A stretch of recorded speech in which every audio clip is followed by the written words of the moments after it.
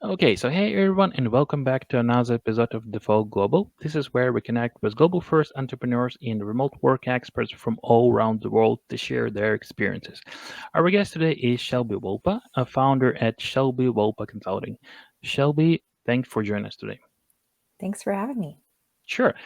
Shelby, as someone who has been deeply involved in remote work and global hiring, we're eager to learn more about your personal story. How did you find your path in this field, and what inspired you to start Shelby Wolpa Consulting?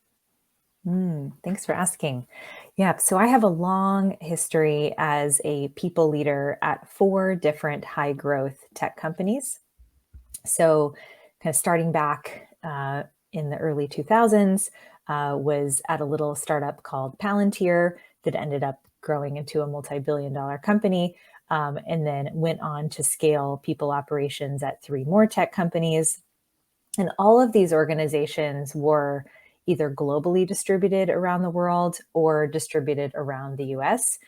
So it was always my job to think about, how do we create global culture, where we have people in different states or different countries around the world.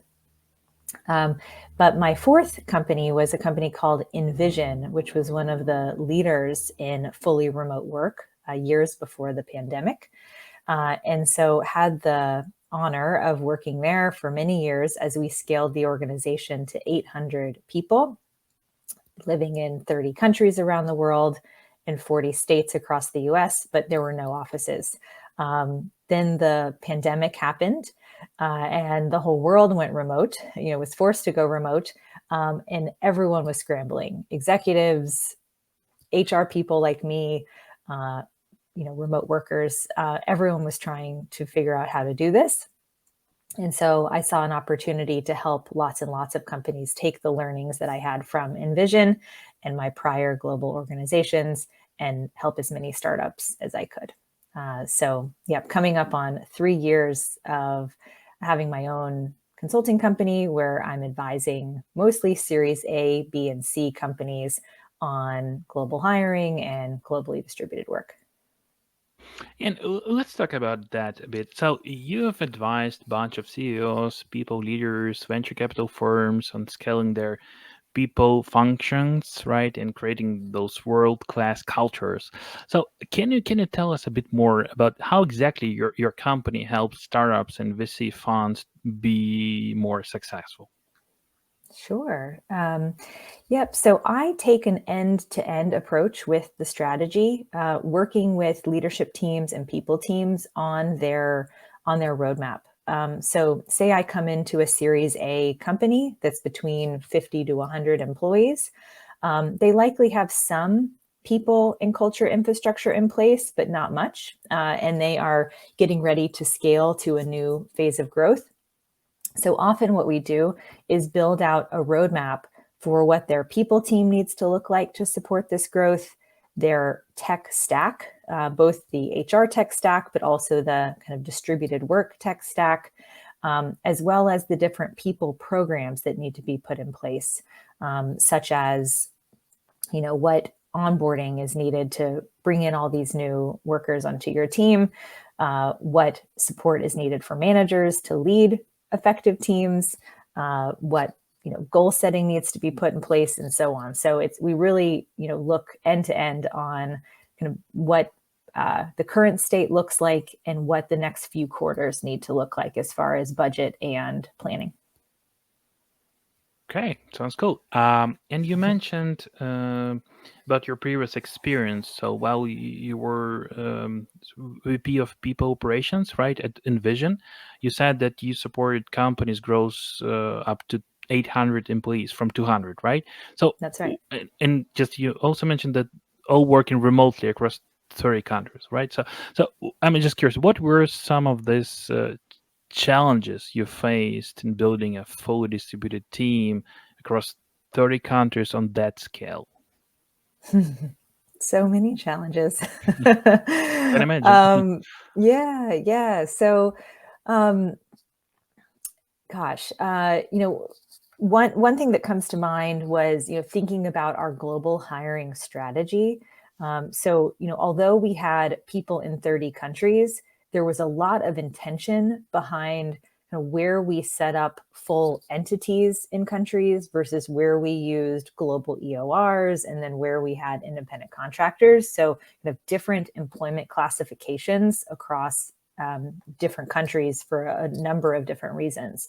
And myself and so kind of me representing the HR side of the house, I would partner very closely with our legal teams and our finance teams and the business leaders to think about kind of where does it make sense from a business standpoint? Where do we want to set up like a full-on entity to grow kind of sales and revenue in that country? Where might we, want to test out a new market for talent with an EOR, and where might it make the most sense to have independent contractors? So that's one of many challenges. Got it. And just to clarify, back then, such companies, Deal, Oyster, they were not existed, right? Back then, This right? kind of new phase of EORs did not exist. It was more of the traditional providers that had very different pricing models and very different employee experience. And speaking about those 30 countries, I'm just curious, how did you decide which countries to recruit from? Right? Did you have any kind of guidelines or rules or anything like that? Yeah, we did. We did. And it was an evolving strategy. And it was something that we revisited about every 6 months of kind of where are our kind of green, yellow, red countries, because not all countries are created equal when it comes to employment. And there was a lot more that went into it besides just kind of where is the best talent. Like I mentioned, from a sales and revenue perspective, we would think about we would partner with our sales leader to think about where do we want to put down roots to send a signal to that market that we were serious about expanding in their region of the world. And by establishing an entity kind of gave us more legitimacy in that market, plus gave the talent that we were hiring there more confidence that we were serious about their employment in that country, versus kind of the potential risk of just bringing on an independent contractor. Got it. Okay. So, do you have, based on your experience, do you have any practical advice for a company wanting to recruit international tech talent? Where should they start? I mean, should they have some kind of checklist, or I don't know? Can you talk more about it? Sure. Yeah. I mean, I am a huge fan of globally distributed work. So I'm all about, hiring the best talent wherever they are. And, the world is our oyster now of where we can, work with wonderful people around the world. But if you just go and hire anyone anywhere and you end up having, one or two people in so many different countries, it can create what I call HR debt, or, similar to tech debt. It can create a lot of compliance challenges because each country is so unique. And the global EORs are a wonderful help with this because they can take away a lot of the learning curve for each country and kind of what's a competitive employment offer and a benefit package. Like, they're wonderful in helping with this. But I still don't think you should just, hire wildly in so many countries, because it can just quickly get away from you. If you are a wildly successful company, which I hope everyone listening is, their companies are wildly successful, you're just creating a lot of admin and compliance complexity that could be avoided. So I think you should hire great talent around the world, but be a bit intentional with the countries that you're choosing. Working with recruiters that can be targeted in the countries that they're sourcing from. And that can be a list of 15 countries, but 15 is a lot better to manage than 40 or 70. Yeah, totally makes sense. Um, and could you maybe talk a bit about? Could you tell us what qualities you look for in global candidates? Did you have any additional requirements, let's call it like that, for candidates who are based outside of the US? Mm. Well, one thing that we did at Envision is that although we were a globally distributed company, we worked somewhat synchronously. So I'm sure your listeners are familiar with the term kind of synchronous versus asynchronous work. And that's a cultural decision that companies need to make. But we were synchronous in the sense that we had kind of a shortened office hour requirement, that there were certain hours in the day when the majority of company meetings would occur, where we expected attendance in those meetings, such as company all hands, one-on-ones with your manager, team meetings, department meetings, etc. And so when people were choosing to join Envision, they were opting in to be available during those core hours. And that just wasn't, a lifestyle choice some people would want to make. It was particularly hard for the time zones in Asia and Australia, for example. So we, found it challenging to collaborate well with teams in that region. Mm-hmm. In like at 30 countries, that's a lot, right? So have you noticed any significant cultural differences when hiring and working with people from various countries internationally, right? Could you provide maybe some one or two examples? I don't know if I have a good answer for that. Okay. Okay, no problem. And speaking about remote first culture itself, right? So in your experience, in your experience at Envision, right? You mentioned that feeling closer to your coworkers, even those you have never met them in person, compared to when you worked kind of in a traditional office setting, right? So how do you foster a sense of connection among your remote team members? Can you talk more about it? Sure. Yeah, I'm a firm believer that, the fact that you are kind of getting a window into this is my guest room in my home in Austin, Texas. You're getting a small window into like the real me. And I find that just I am like a more relaxed version of myself when I'm working remotely. Like little bits of my home and my life will pass by the door and come in, and it just kind of opens us up to bring our whole selves to work. So I just find a lot of joy in that. That for years and years that I worked in an office, my coworkers, I put on kind of the Shelby working mask, and was kind of a different version of myself in the office than I am kind of relaxed at home. But as far as, creating connection for remote first companies, there's a lot you can do. I I love some of the tools that are available to create spontaneous connections, or quick coffee chats with people that you wouldn't normally run into. I love some of my clients do things where people bring their special talents and teach kind of like an internal masterclass of sorts, where you're getting to learn that your coworkers have musical talent, or are a master at solving a Rubik's cube, or a cooking class, like things that you never would have known about them otherwise, but you're in their home and learning from them, and kind of a day in their life. Just like you, Vit, you're in the Ukraine and kind of experiencing what you're experiencing there. And because you're there, it's like the conversation just more naturally opens up to me to learn about you and create like kind of more empathy and connection for you and your life. Yeah, that's true. But still, what are some maybe essential elements of a remote first culture that companies should focus on? Okay, well, this is huge for me. This is kind of the foundational question, Mm-hmm. and kind of the work I do with all of my remote first clients, which is starting from the bottom of kind of defining your culture. Um, in One of the things I like to say a lot is, if it's not written down, it doesn't exist in a remote first culture.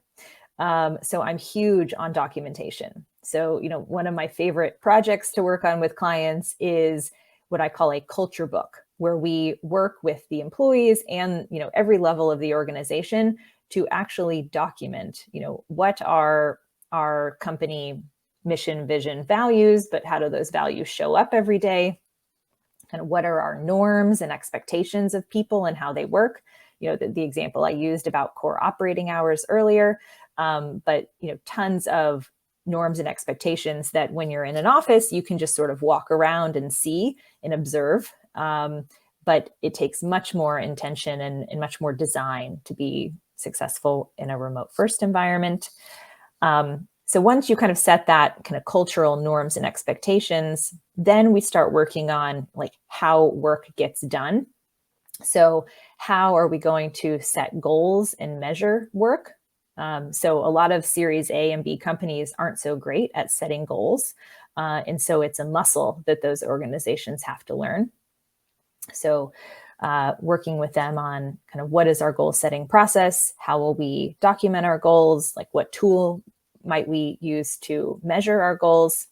Then comes performance management. So, what systems are we putting in place so that people are getting regular feedback, continuous feedback, and so that we're building high performing organizations.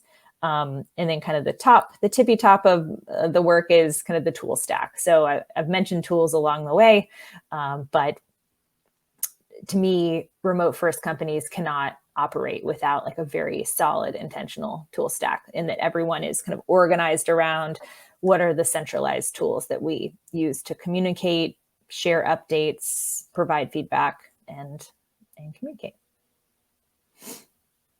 And I totally agree with you that for a remote first company, it's essential to document basically everything. You should have a lot of guides, a lot of like manuals and so on.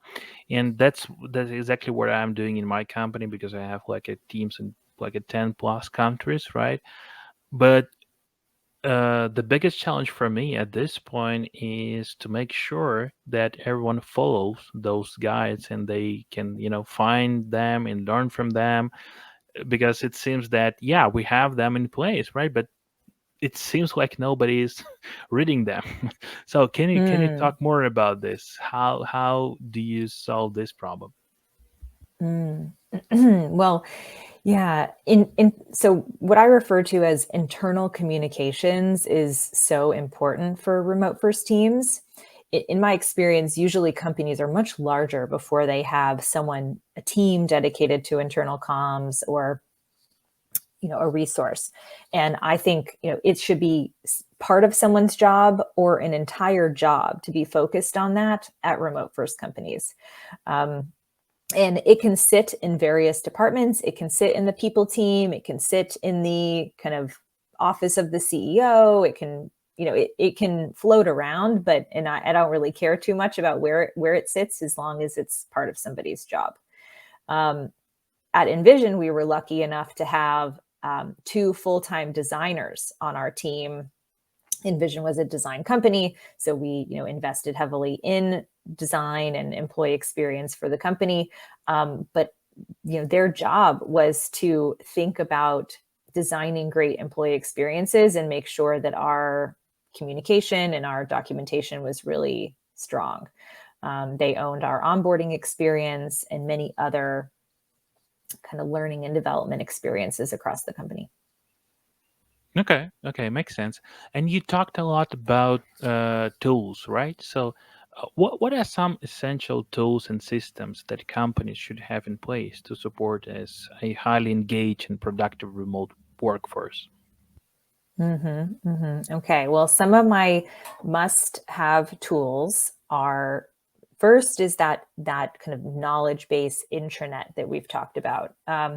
So, a centralized place for where all of these norms are written down. Most companies refer to this as an intranet. Some example intranet tools that you can use are Notion or Guru or Confluence. Most of my companies already have one of those in place, but maybe not all departments are using it. And so one of the goals is to consolidate under one platform and make the knowledge base really organized and straightforward. The second tool I would say is for project management. So again, one tool used by the company, such as Asana or Trello or Monday. My clients use a wide range of project management tools, but I care that everyone's using the same tool, so that status updates and project updates are, done asynchronously, and managers can know what's happening across their teams without having to go and ask and slow the company down on their progress. And then finally, there's lots of tools, but I think my top third would be a tool for goal setting and performance management. So a tool where everyone's goals are centralized, and a mechanism for providing continuous feedback and more formal performance reviews, so that managers and employees just have all that data at their fingertips, to kind of know what their career goals are, how they're tracking, and getting constant feedback and iterating on that. Okay. So, and finally, let's talk a bit about the future of remote work, right? So, um, do you believe that the majority of knowledge-based workers will be working remotely in the coming years? And what are some maybe of the trends and shifts you anticipate in this space?